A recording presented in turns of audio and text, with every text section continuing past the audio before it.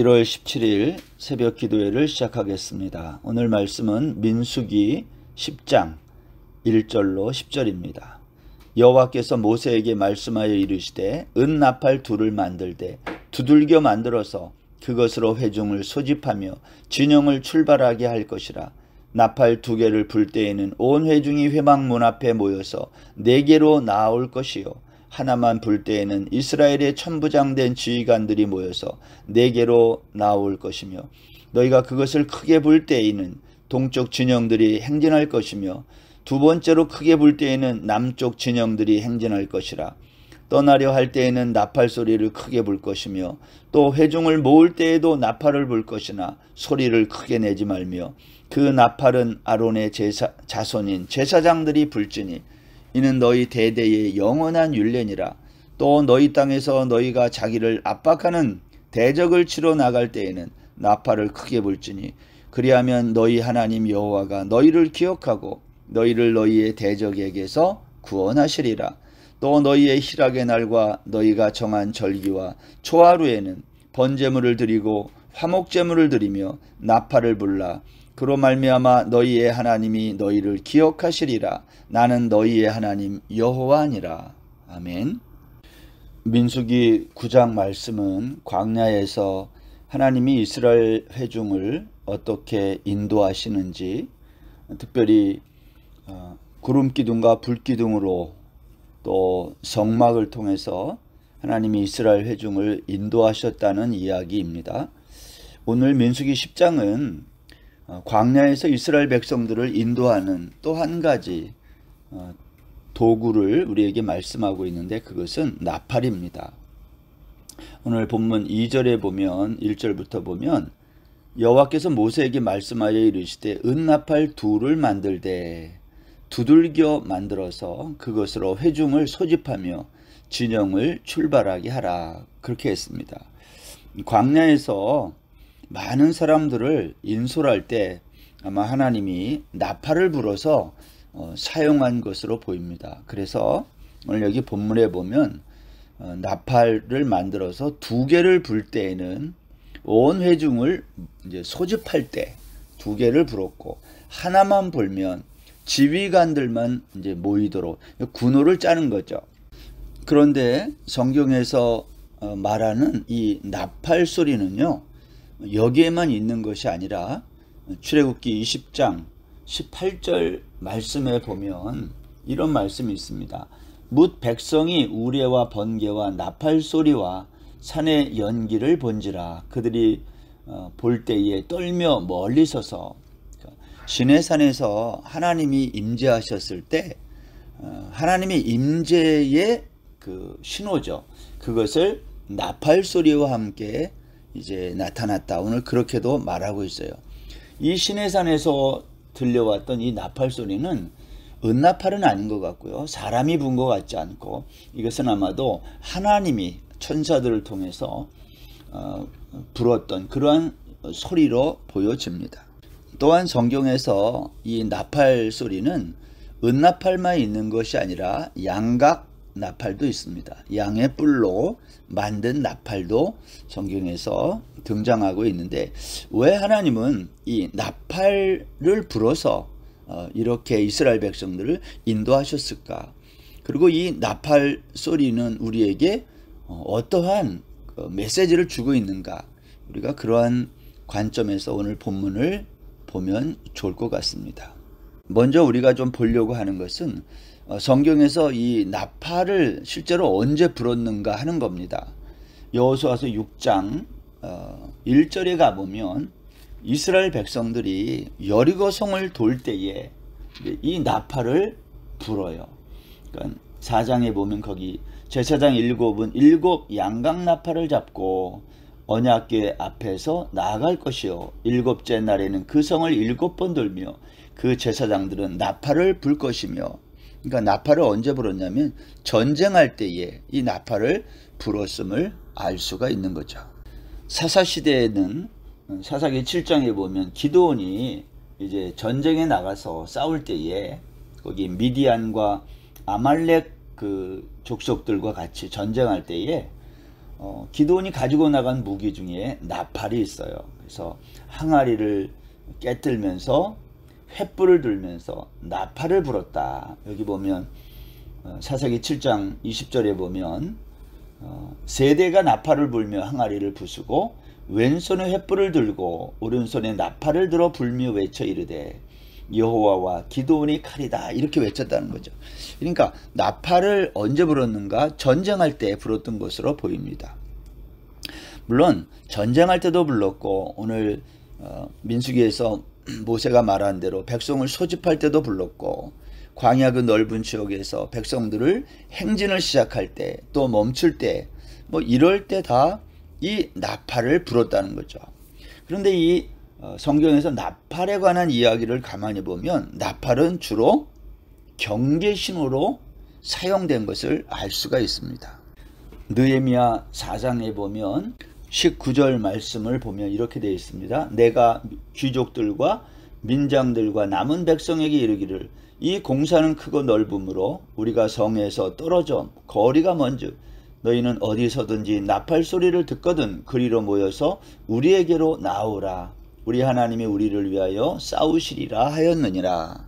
성벽을 건축하는 중에 산발락과 같은 대적자들이 그들을 공격하고 방해할 때 이제 경계도 하고 성벽 공사도 할 때에 그 신호로 나팔을 불어서 사람들을 모으기도 했다. 이제 그렇게 성경이 증언하고 있습니다. 뿐만 아니라 선지자들도 나팔을 부는데요. 예레미야 6장 17절을 한번 보겠습니다. 내가 또 너희 위에 파수꾼을 세웠으니 나팔 소리를 들으라 하나 그들의 대답이 우리는 듣지 않겠노라 하였더라. 무슨 말입니까? 선지자들도 나팔을 불었는데 왜 불었어요?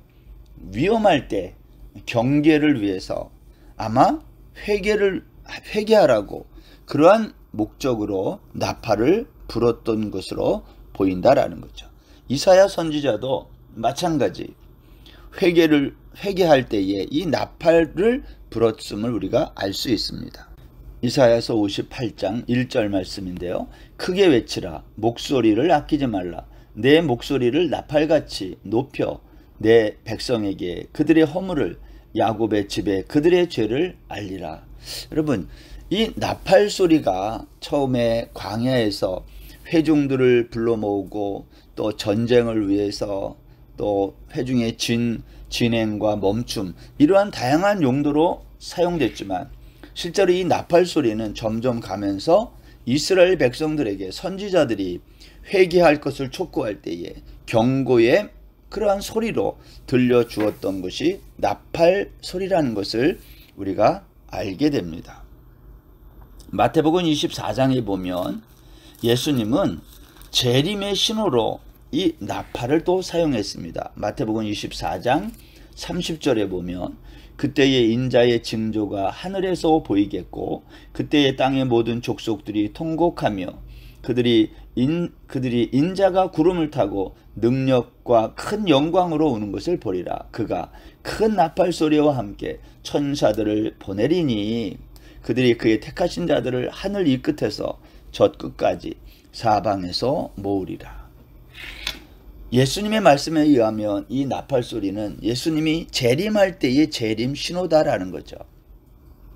그래서 우리가 이 나팔 소리에 대해서 성경이 이렇게 다양하게 그러나 분명한 것은 우리를 위해서 하나님이 이 나팔 소리를 사용하고 있다는 겁니다. 정리하면 이런 거죠. 나팔이 울리는 날은 어떤 날이냐? 심판의 날이며 동시에 구원의 날임을 알 수 있다는 거예요. 레위기 25장 여기 10절 말씀에 보면 신년에 관한 이야기를 말합니다. 너희는 50년째를 거룩하게 하여 그 땅에 있는 모든 주민을 위하여 자유를 공포하라. 신년을 선포할 때 그런데 그 앞에 9절에 보면 너는 뿔나팔 소리를 내되 전국에서 뿔나팔을 크게 불지며 속죄일에 이제 이 나팔을 부는데 신년을 선포하는 방법으로 이 나팔 소리를 냈다라는 겁니다. 여러분 이것은 나팔 소리가 단순히 이스라엘 백성들을 광야에서 인도하는 그러한 용도뿐만이 아니라 이 은나팔 2개를 만들어서 그것을 사용하라고 하신 이 말씀이 성경 전체에서는 결국 하나님의 구원, 하나님이 우리를 어떻게 인도하시는지를 설명하는 그러한 도구로 사용되고 있음을 알 수가 있습니다. 오늘 본문 9절로 돌아오면 보세요. 또 너희 땅에서 너희가 자기를 압박하는 대적을 치러 나갈 때에는 나팔을 크게 불지니 그리하면 너희 하나님 여호와가 너희를 기억하고 너희를 너희의 대적에게서 구원하시리라. 하나님이 나팔 소리를 듣고 우리를 기억하고 우리의 대적에게서 우리를 구원한다. 그러니까 나팔은 결국 뭐 때문에 하나님이 사용하시는 거예요? 우리를 구원하시기 위해서 이 나팔을 사용하고 있음을 알 수가 있습니다. 여러분, 이스라엘의 절기에 보면 나팔절이라는 절기가 있습니다. 이스라엘 그 절기를 이렇게 보면 제일 처음에 6월절이 있잖아요. 1월 14일 날. 그리고 그 다음날 15일부터 일주일 동안 무교절이 있어요. 그리고 이 6월절 절기로부터 50일째 되는 날, 7번 안식일이 지난 다음 50일째 되는 날, 우리가 그날을 오순절이라고 말합니다. 이 오순절은 성령 강림절이기도 하죠. 그리고 나서 4개월이 지나면 이 오순절이 시작되고 그때로부터 4개월이 지나면 이제 7월달로 접어들거든요. 이제 7월달부터는 뭐냐? 추수의 계절이며 영적으로 말하면 안식으로 들어가는 거예요. 1월달부터 농사 짓고 첫 번째 초막 77절 맥추절 절기를 지키면서 이렇게 곡식을 이렇게 첫 번 곡식들을 거두고 나서 이제 한 해를 마무리하는 이제 7월달이 접어들면 이스라엘 백성들은 이제 안식의 기간으로 이제 들어가기 시작합니다. 그것을 선포하는 절기가 있는데 그날이 7월 1일이에요. 이 맥추절, 오순절 이때로부터 이제 4개월이 지난 다음인데 그 7월 1일을 뭐라고 부르냐면 나팔절이라 이렇게 부른다는 거예요. 나팔절에 관한 기록은 레위기 23장 23절 이하에 보면 있는데요. 여호와께서 모세에게 말씀하여 이르시되 이스라엘 자손에게 말하여 이르라. 7째 달 곧 그 달 첫날은 너희에게 쉬는 날이 될지니 이는 나팔을 불어 기념할 날이여 성회라. 어떤 노동도 하지 말고 여호와께 화제를 드릴지니라. 7월 1일이 되면 너희는 나팔을 불고 이것을 기념하는데 어떤 노동도 하지 말아라. 이 7월 1일부터는 어떤 절기로 들어가는 거냐면 안식의 계절로 들어가는 거예요. 이스라엘 백성들이. 여러분, 이 나팔절은 그러한 점에서 우리의 구원을 하나님이 완성하는, 우리의 구원을 곡식으로 말하면, 농사 짓는 걸로 말하면 추수하는 그러한 계절로 들어가는 것을 나팔을 불어 우리에게 알려주고 있다는 겁니다. 그러니까 여러분, 이 나팔을 분다는 이 말은요, 우리에게는 어떻게 보면 하나님의 구원이, 하나님의 안식이 이제 드디어 결실을 맺는 그러한 절기가 됨을 우리가 알 수 있는 거예요. 7월 1일 날 나팔을 불고 이 나팔절이 선포되고 나서 열흘이 지나면 대속죄일이 됩니다. 7월 10일. 그리고 5일이 지나면 이제 초막절기가 시작되는 거죠. 오늘 우리가 이거 추수 계절로 생각하잖아요. 영적인 추수를 하나님은 이렇게 이스라엘의 절기를 통해서 설명하는 거예요. 가만히 보십시오. 이스라엘 절기를 6월절 1월 14일 날 이스라엘 백성들이 6월절 양고기 피를 문설주에 바르고 구원받은 것을 시작으로 하나님이 그 구원을 어떻게 완성시키는지를 보여주는 것이 이스라엘의 절기라는 거예요. 우리가 지금 사용하는 그 서기력도 있고 여러 가지 많은 달력들이 있잖아요. 그런데 하나님은 유대인들에게 이 모든 것들을 다 제외시키고 당신만의 독특한 절기를 주신 거예요. 이스라엘 절기죠. 왜 하나님이 이걸 주셨을까요? 이것은 영적인 계절인데요. 우리의 구원을 설명하는 절기다라는 거예요. 그것이 우리가 구원받은 날 6월절을 시작해가지고 무교절을 지나서 계속해서 이제 초실절, 그 다음에 77절, 오순절, 절기를 거쳐서 4개월이 지난 다음에 이제 안식의 계절로 들어가면서 나팔을 불어 선포하고 그 이어서 대속제일과 초막절기로 이루어지면서 하나님이 우리의 구원을 완성하고 있음을 성경이 보여주는 거예요. 저는 성경을 읽으면서 어떻게 하나님이 이런 아이디어를 내셨을까? 너무 놀랍다. 이런 생각이 참 많이 들어요. 그 이스라엘의 절기가 너무 정확하게 맞아 떨어지면서 우리의 구원이 어떻게 성취되어 가고 있는지를 하나님은 절기를 통해서도 우리에게 보여주고 있다는 사실입니다. 우리 끝으로 성경을 한 구절 더 인용하겠습니다. 요한복음 4장 35절에 보면 예수님이 이런 말씀을 하셨어요. 너희는 넉 달이 지나야 추수할 때가 이르겠다 하지 아니하느냐. 그러나 나는 너희에게 이르노니 너희 눈을 들어 밭을 보라. 휘어져 추수하게 되었도다.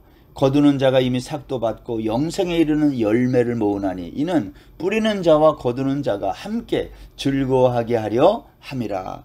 예수님이 지금 하시고 싶은 말씀이 무엇일까요? 이게 지금 농사짓고 추수하는 그 이야기를 하고 있는 것인가요?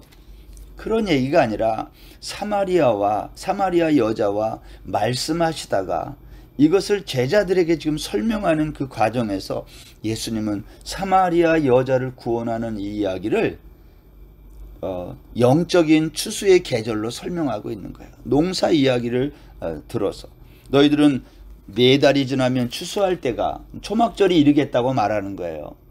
그렇다면 이건 무슨 말이죠? 지금 예수님이 사마리아 여인을 만났던 이때가 언제라는 거예요? 이것은 오순절, 그때를 말하는 거예요. 성령 강림절이 있게 되면 그때로부터 4달이 지나면 이거 우리의 구원이 그렇게 이루어지는 거예요. 성령이 임해서 우리의 구원이 완성되어 나가는 과정을 예수님도 아시고 넉 달이 지나면 추수할 때가 이르겠다 하지 않느냐. 그런 것처럼 지금 세상을 내가 보니 휘어져 추수하게 됐다. 영혼을 추수할 때가 됐다는 거예요. 거둘 때가. 사랑하는 성도 여러분, 우리가 오늘 민수기 10장에 있는 이 말씀을 통해서 은나팔을 만들라. 이 은나팔은 단순히 이스라엘 백성들을 광야에서 인도하는 그러한 신호로만 사용된 것이 아니라 우리의 구원을 설명하는 하나님의 도구였다는 것입니다. 하나님은 이 나팔 소리가 들릴 때에 내가 너희를 기억하고 내가 너희를 구원하겠다. 너희 대적으로부터 내가 너희를 지켜주겠다라는 사인이었던 것입니다. 오늘도 하나님의 이 나팔 소리를 들을 때 우리에게 구원이 임하는 이 놀라운 축복을, 이 말씀을 기억하고 하루를 출발하는 복된 날 되시기를 주의 이름으로 축원합니다. 기도하겠습니다. 하나님 아버지, 나팔이 울리는 날은 구원의 날이며 신년의 날입니다. 그러나 아직도 이 나팔 소리가 무슨 소리인지를 모르는 이 세상에 하나님의 이 구원의 복된 소식을 모르는 사람이 많습니다. 하나님, 저들을 불쌍히 여기시고 오늘도 이 나팔 소리가 들릴 때에 사방에서 주를 믿고 따르는 주의 백성들이 많이 일어나도록 축복해 주옵소서. 오늘도 이 말씀을 듣는 모든 성도들에게 하나님의 구원의 나팔 소리가 힘있게 울려 퍼지는 복된 날 되게 하여 주옵소서. 예수님의 이름으로 기도드립니다. 아멘. 오늘 하루도 평안하세요.